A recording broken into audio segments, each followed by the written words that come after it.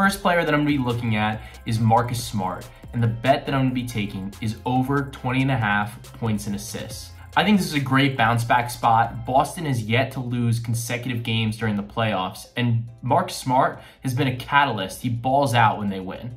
And look, he's cleared 20.5 points and assists in 11 of 19 games this postseason, but 7 of his last 10, and that's 3 of 4 against the Warriors in this series. But when we look at this after a loss, we see these averages spike. He's averaging 22.2 points per game, and he's gotten 18 plus in all 5 games following a Celtics loss. Couple this with the 7.4 assists that he's averaging coming off of a loss, and we're at 29.6 points and assists. I prefer the combo prop here because the 15.5 is at traditional books is at plus money. So I think at the 20.5 spot, we're getting a little bit more value here. It's a minus number as opposed to a plus number.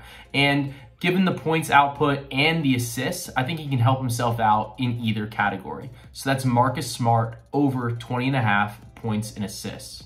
The second bet that I'm gonna be looking at, and the second pick, is Robert Williams over 2.5 steals plus blocks. He's hit this number in 3 of 4 games during the series, and that only miss was in game 2 when he played just 14 minutes. So far during the series, he's got 5, 2, 7, and 3 stocks against the Warriors in the finals. And he's coming off a series high 31 minutes in game 4, and I think that it's pretty clear that he's the team's defensive anchor, and his minutes overall have been a big positive for this Boston Celtics team, even though they lost game 4. So when we look at this, we're seeing his minutes increase as the series has gone on, aside from that game 2, where he was a little bit more limited.